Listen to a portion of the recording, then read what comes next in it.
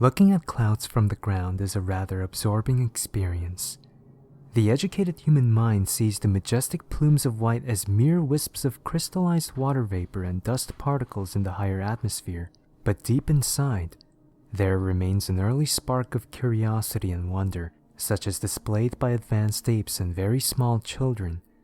This spark does not see wisps of vapor and complex crystalline formations, but birds and beasts and faces, carriages and palaces, entire mountains and fortresses on the move across the azure blue sky.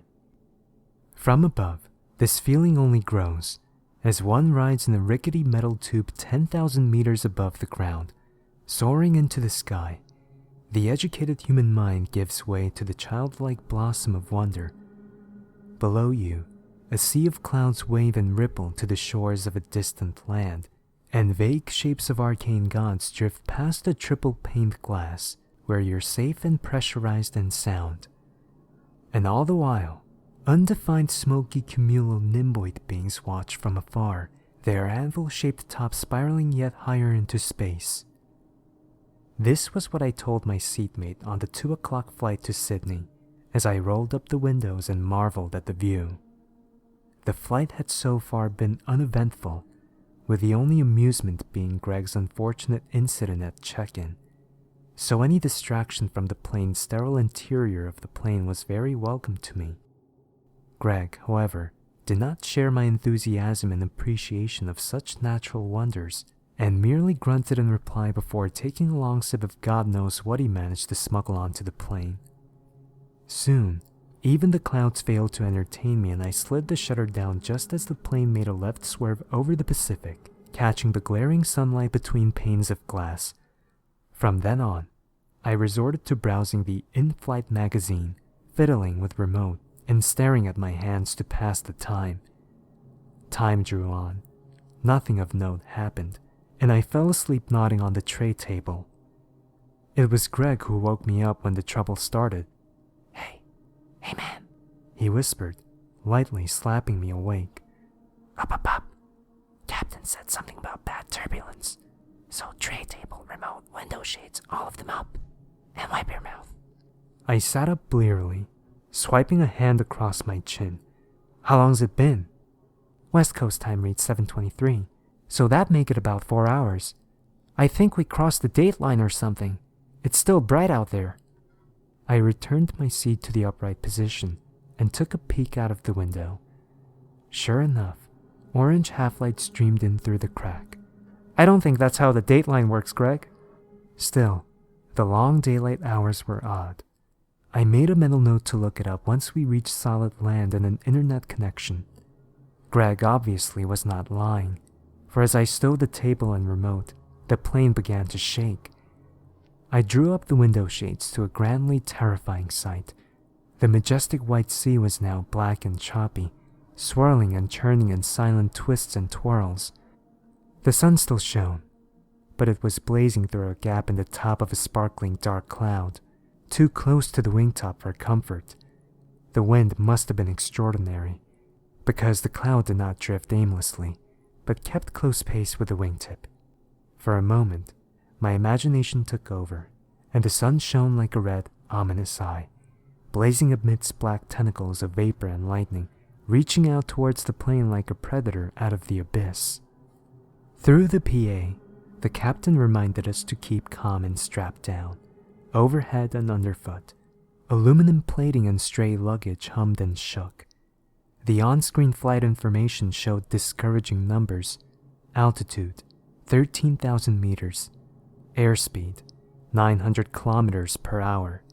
Headwind, 110 kilometers per hour. Hold on a moment. If the cloud was following the plane, then how in God's blue sky was it drifting against a hurricane force wind? This thought coincided with an equally dreadful noise, like pebbles in a hubcap, but coarser and louder, enveloping the entire titanium frame of the plane until even the blast of the engines was drowned out in this surreal static. The cloud now had swelled to a frightfully enormous size, with angry electric whips flashing all around the aircraft. The sun was barely visible, merely a spot of red haze amidst swirling, sparking black. The plane was suddenly lifted up, and the PA system exploded in a screeching whine. Greg was pressed against the front seat, hands cupping his head, while I clung to the armrest, hunched almost double. Several someones screamed. There was a cry of thunder, and the entire plane was flung like a mere toy, reeling from an unseen impact. Then another scream, this time from the seat in front of me. I turned to look at the thin, manicured finger madly pressed against the window, following the contour of flesh towards the 3-layered pane of glass. Vacuum-sealed Great Diamond A, proclaimed the dealer's mark, dragging my gaze out to the unknown air beyond. There was something inside me that protested not to look, never to look, but it was too late, and my eyes were firmly planted on the thing outside the plane. At first, I saw nothing. Then a little switch went on in my mind, and everything snapped into place. Something was plastered against the glass, milky and flaccid, the complexion of an engorged slug. Lining it was a good number of suckers, pressed hungrily against the window and pulsating to the tune of an alien heartbeat. Looking closer, the suckers were teethed, and terrifyingly so, for those were far too sharp, and far too many. Then the thing at the window shivered, and the numerous teeth clawed against the glass like hungry cats. And the screaming started up again, this time from my own throat. I scrambled away from the window, pressing my body as far in as possible, and slammed the window shutter down with a snap. Around me, panic and terror took hold as the plane groaned and compressed under the chattering static sound. Greg was crying. The next part remains hazy in my memory. I remember a mighty crack running along aisle 32, as pressurized air whistled out and scores of pulsating, cloudy things hissed into the fuselage, innumerable little mouths clattering and snapping. I remember passengers being picked out of seats like grapes, as the slippery things coiled and chewed around them. The section I was in began to fall, tumbling out of the terrible gnashing cloud, and I caught a glimpse of the body behind the thing, half smoke, half flesh, grotesquely inflated with unknown wispy gas, and the eyes, large and horrible and human, peering through the dark mists, intently examining its prey. Then I fell further, through the cloudy sea and into a blue, shattered sky. I think I might have somehow undone my seatbelt, for all of a sudden I was falling alone, down towards the foaming ocean. The impact with the water left me unconscious, and the next thing I remember is sitting up in a bed, back in a brace and leg in a splint. They told me it was a true miracle that I was found by a lone fishing vessel, delirious and babbling about living clouds and toothed tentacles.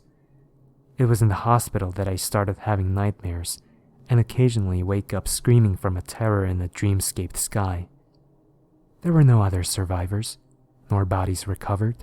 Much of the wreckage was carried away by the current, but a sizable fragment washed up on a Fijian shore several weeks after the incident.